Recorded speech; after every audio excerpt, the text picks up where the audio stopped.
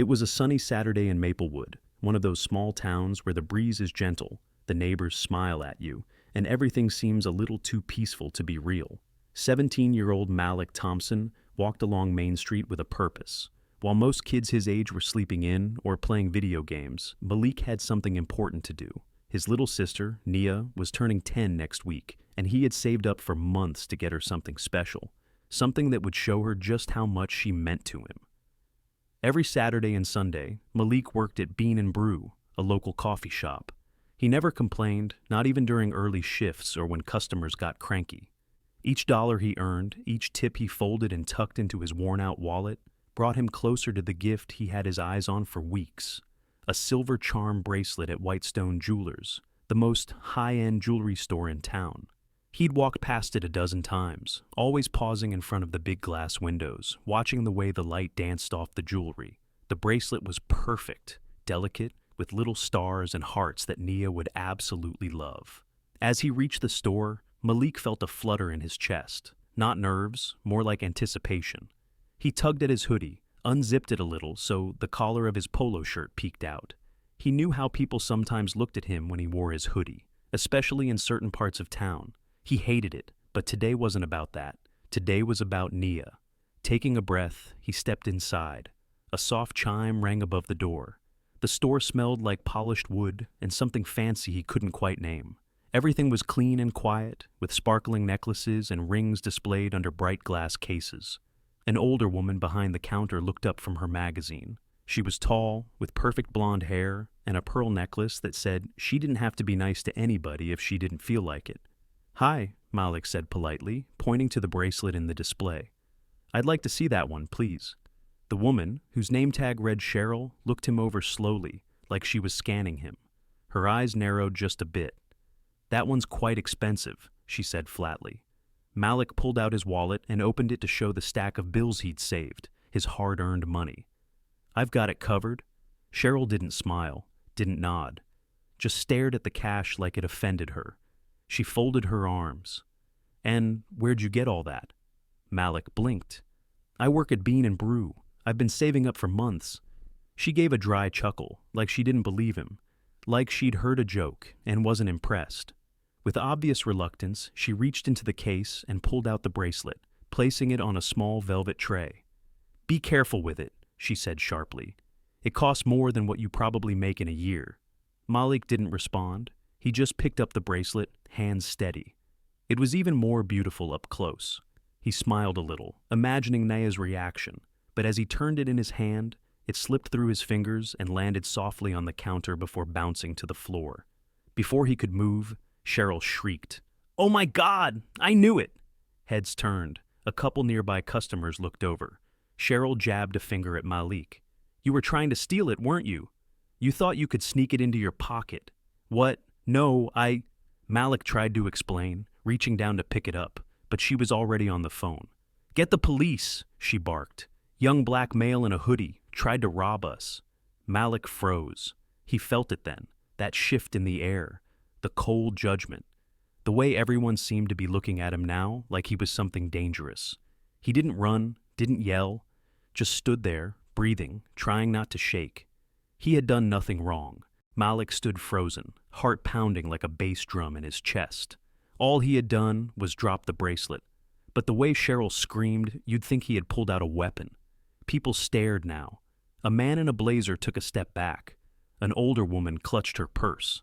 Cheryl, still on the phone, was pacing behind the counter, her voice rising. "Yes, right now. He's still here. He dropped the bracelet on purpose, tried to pocket it. Yes, he's getting aggressive." Malik's eyes widened. "Aggressive?" he said out loud, almost to himself. He hadn't even moved, had barely spoken. His hands were still out in the open, one holding his wallet, the other hanging by his side. He looked around, hoping someone, anyone, would say something, that a customer who had seen what happened might step up. But no one did.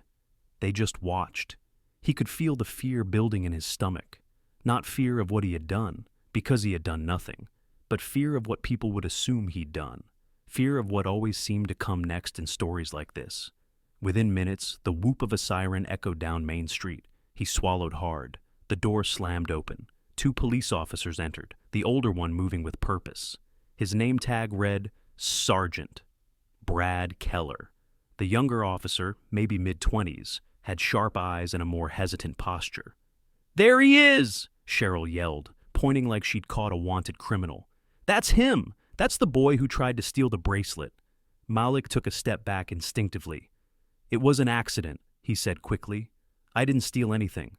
Keller didn't pause. "Son, hands where I can see them." Malik lifted them slowly, palms out. "I didn't do anything," he repeated, voice trembling despite his effort to sound calm.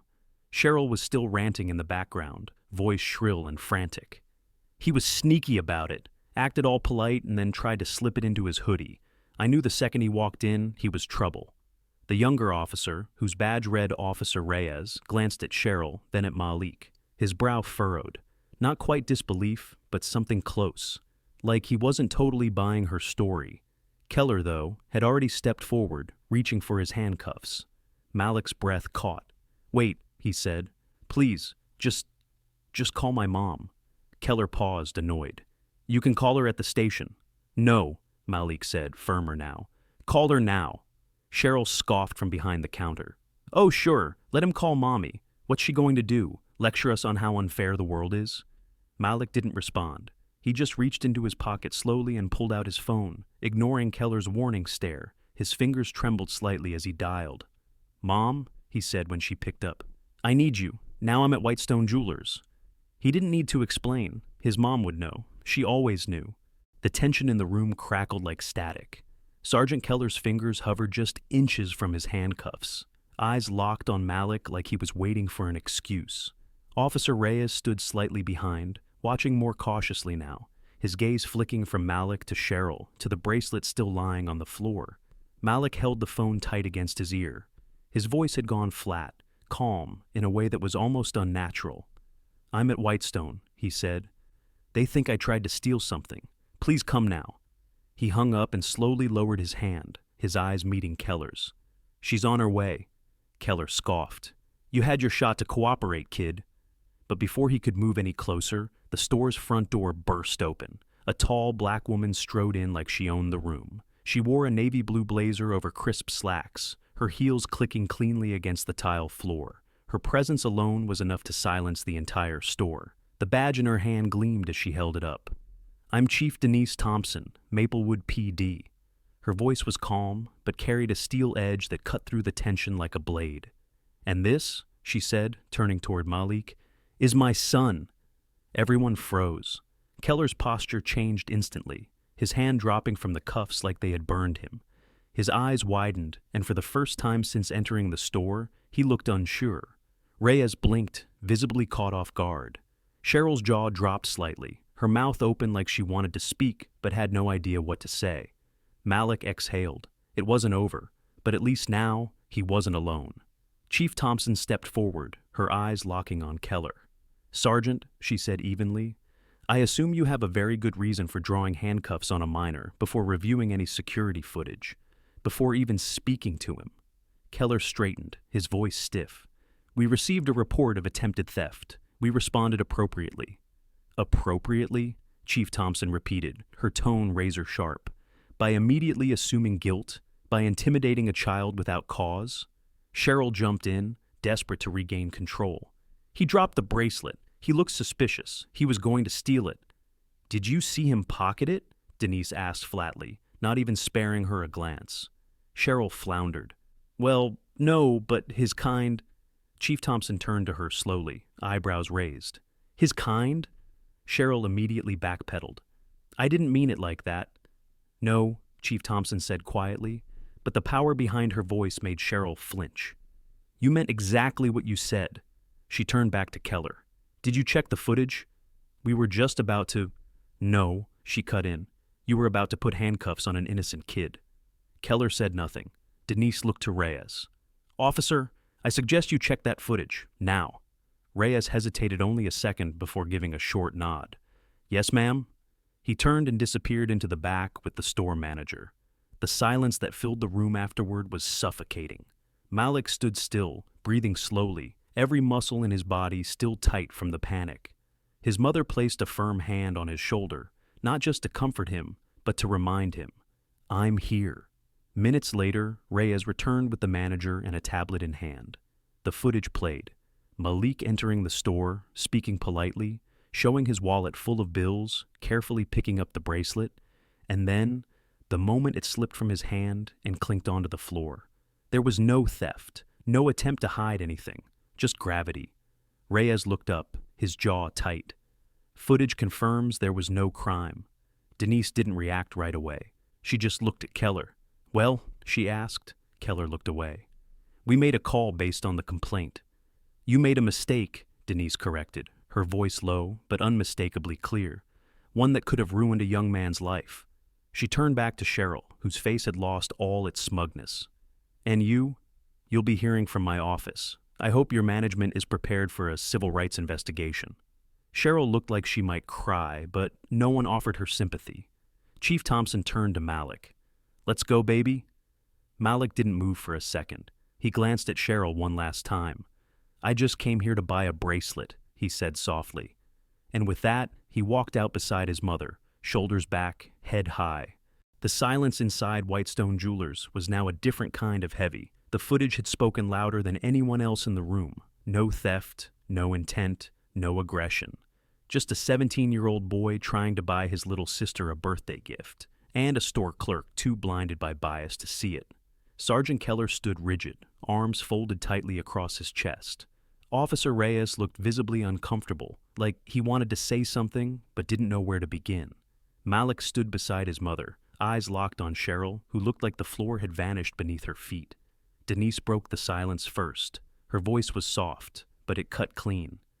So, what happens now, Sergeant? Keller swallowed hard. I guess we're done here.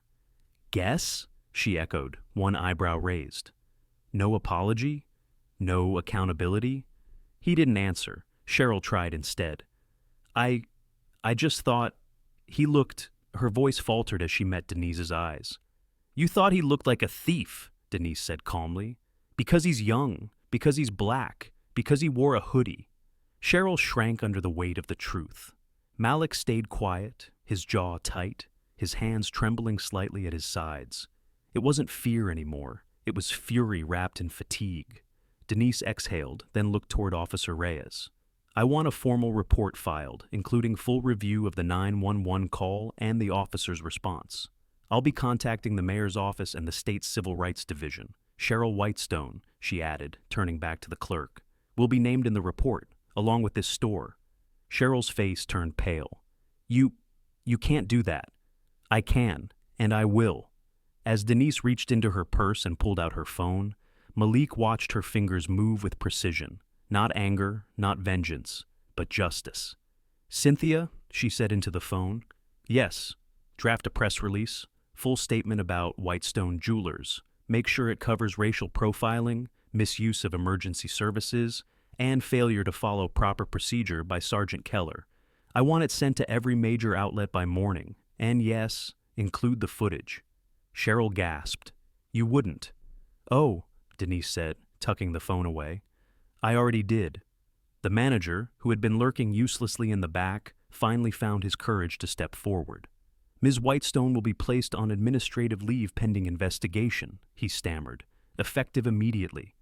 She should be fired, someone muttered from the crowd. One of the customers who had watched it all unfold, and now looked deeply uncomfortable with their own silence. Denise turned to Malik. Let's go. He nodded, not saying anything, just breathing as if finally allowed to again. As they reached the door, Cheryl called out faintly. Wait. Malik stopped, turning back. Cheryl took a step forward, her mouth opening, but no words came out. Her eyes darted between him and Denise. She wasn't ready to apologize. She couldn't. Malik stared at her for a long beat, then shook his head slowly. I came here to spend money. You treated me like I came to steal. Then he walked out the door. 3 days later, Whitestone Jewelers was all over the news. Local and national outlets aired the footage. Social media exploded with hashtags like #Justice for Malik and #ShopWhileBlack. The store's Yelp and Google reviews dropped to 1 star overnight. Cheryl Whitestone's face had been screenshot, clipped, shared, and dragged into every corner of the internet. She was on leave, but rumors swirled she had been fired. Sergeant Keller was now under formal investigation for misconduct, and the Maplewood PD issued a public apology for the officer's response, an apology that felt too little, too late. Malik read the headlines on his phone while curled up on the couch, legs pulled close, screen glowing in the dark. He should have felt vindicated. Instead, he just felt tired. It could have gone differently. If his mom hadn't been who she was, if there hadn't been footage, if Officer Reyes hadn't hesitated. He thought about all the kids who didn't have a chief of police for a mother, who didn't get lucky. He looked up as his little sister Nia ran into the room, waving her wrist. The silver charm bracelet sparkled in the light. "Look what Mom got me," she beamed. "It's perfect." Malik smiled softly. "Yeah, it is." She tilted her head. "But I thought you were going to buy it." He hesitated. "I picked it out," he said finally. "That's what matters, right?" She nodded and threw her arms around him. "Thank you, Malik." As she ran off, giggling, Malik leaned back into the couch, finally letting himself exhale. It wasn't a perfect ending, maybe there never would be. But for now, Nia was smiling, and that, for today, was enough. The evening had settled in, quiet. Malik sat in the passenger seat of his mother's car, staring out the window as the downtown lights of Maplewood blurred past them. He didn't say much. He hadn't said much all day. Chief Thompson kept both hands on the wheel, her jaw tight, eyes locked on the road. But her mind was clearly somewhere else too. When they pulled into the driveway and the engine cut off, the silence inside the car grew heavier than ever. She didn't reach for the door, neither did he. Instead, she turned to him, her voice low and cautious. "You okay?" Malik let out a breath, one he'd been holding for hours. He looked down at his hands that had been clenched so tightly in the store they'd left faint crescents on his palms.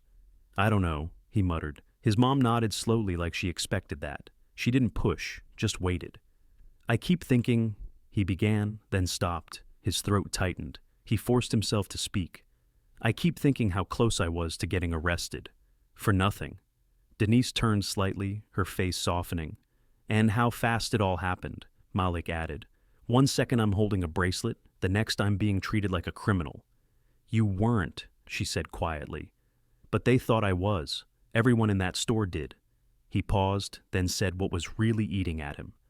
"And if you weren't, if you weren't chief of police, would any of it have ended differently?" Denise looked away for a second, eyes resting on the dashboard. "Probably not," she said honestly. Malik nodded, jaw tightening. "So, what happens the next time? When it's not me? When it's someone who doesn't have a badge walking in behind them?" She didn't answer right away. "You know what's crazy?" he continued. "Even when they knew they were wrong, when the footage proved it, no one said sorry. Cheryl couldn't even look me in the eye. Keller couldn't say a word. It was like they just wanted to move on." "They always do," Denise said. Her voice was quieter now, lower than usual. "People like that don't apologize. Not because they aren't sorry, but because they don't think they were wrong. They think getting caught is the real problem." Malik looked over at her. "So what do we even do, Mom? How do you fight something that deep? How do you make people stop looking at us like we're guilty before we speak?" Denise inhaled slowly, then turned to face him. "You fight by existing, by standing your ground, by refusing to shrink." She reached out, resting her hand on his arm. "You showed up in that store with money you earned, respect in your heart, and love for your sister. You didn't back down, Malik. You didn't give them what they wanted." "Which was what?" "For you to break, to get loud, to act the part they already assigned you." Malik let that sink in. "I just wanted to buy a bracelet," he said, almost to himself. "I know," she replied. He leaned back against the seat, his shoulders sagging for the first time all day. "It still doesn't feel like I won." "Because you didn't," she said. "Not really. You survived. That's not the same as winning. But sometimes it has to be enough." They sat in silence for a while, long enough for the windshield to fog slightly, long enough for the weight of what had happened to settle deeper into their bones. Then Denise reached into her purse again, pulling out her phone. Malik frowned. "Who are you calling now?" She gave a tired smile. "Media relations? We're not done holding them accountable." You're really going to keep pushing this? Damn right I am. They don't get to sweep this under the rug and go back to selling diamond necklaces like nothing happened.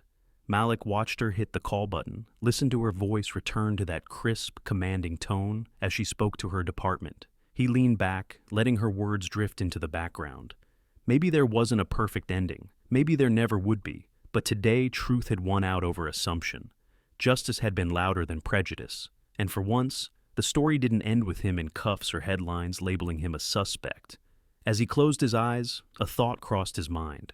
This time, I walked away. Next time, maybe someone else will too.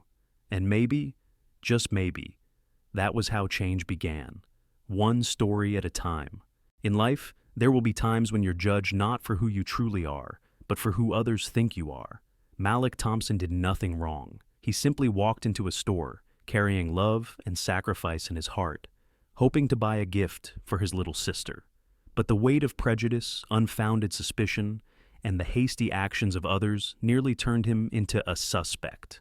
The lesson here is this: you can't control how others perceive you, but you can absolutely control how you respond. Malik didn't scream. He didn't react the way they might have expected, giving them more fuel to label him wrongly. Instead, he stayed calm, steady, and asked to be heard. Most importantly, he knew who to call. He knew he wasn't alone. Thanks to his courage and the timely arrival of his mother, a woman who carried both the strength of a mother's love and the authority of justice, the truth came to light. Life won't always be fair. The truth isn't always believed right away. But don't let injustice make you lose who you are. Remember, you won't always win the fight immediately, but refusing to give up is a victory in itself. Build a foundation of values so strong that when you're misunderstood, you remain unshaken. And if you can, speak up, not just for yourself, but for those who haven't yet found their voice.